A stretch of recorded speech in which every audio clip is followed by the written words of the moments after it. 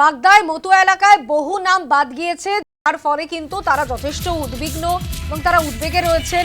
হেলেঞ্চায় 90% ভোটারের নাম বাদ গিয়েছে। বাগদায় প্রথমে বাদ যায় 15,303 জনের নাম।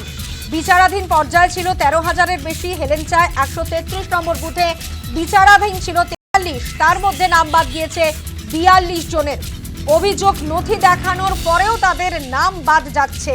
127 নম্বর পার্টে বাদ বিচারাধীন 47 জনের নাম।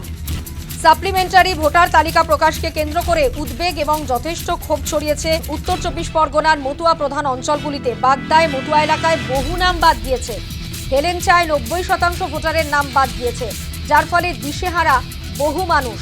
বাগদা বিধানসভা এলাকায় বিপুল সংখ্যক বিবেচনাধীন মতুয়া উদ্বাস্তুর নাম তালিকা থেকে বাদ গিয়েছে এবং যার জন্য কিন্তু যথেষ্ট উদ্বেগ রয়েছে তাদের মধ্যে, ক্ষোভও ছড়িয়েছে। ইতিমধ্যে আপনাদের যে ছবি আমরা তুলে ধরছি, যে সাপ্লিমেন্টারি তালিকা প্রকাশের পরেই কিন্তু বহু জায়গায় দেখা যাচ্ছে মতুয়া এলাকায় বহু নাম বাদ গিয়েছে। বাগদার, বিশেষত বাগদার মতুয়া এলাকায় বহু নাম বাদ যাওয়াতে যথেষ্ট উদ্বেগে রয়েছে। যাদের নাম বাদ গিয়েছে তারা কি বলছেন শোনাবো। আমার ভোট তো কাটা গেছে, সব প্রমাণপত্র তো আমার যা ছিল আমি সবই দিয়েছি। আপনার ভোট কি বিচারাধীন ছিল? হ্যাঁ, বিচারাধীন ছিল। বাড়িতে আর সবার ভোট? বাড়িতে আমার বড় ছেলের ভোট আছে, ছোটো ছেলের ভোটটা কাটা গেছে। তাদের পাসপোর্ট, এসি কার্ড সবই আছে।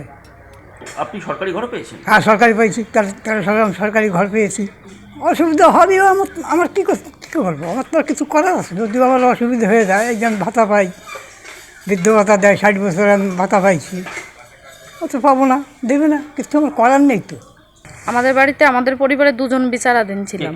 আমি, আমার শ্বশুর। স্বামী কোথায় থাকে? স্বামী কাজের সূত্রে বাইরে থাকে। দুজনেই ভোট কেটে দিয়েছে? হ্যাঁ, দুজনের ভোটই কেটে দিয়েছে। কাগজপত্র দেখিয়েছে? হ্যাঁ, আমাদের কাগজপত্র যা যা ছিল সবই দেখিয়েছি। আমার শ্বশুর 1964 সালে বাংলাদেশ থেকে ইন্ডিয়া এসছে, সেইখানকার সময়ের বর্ডার স্লিপ আছে।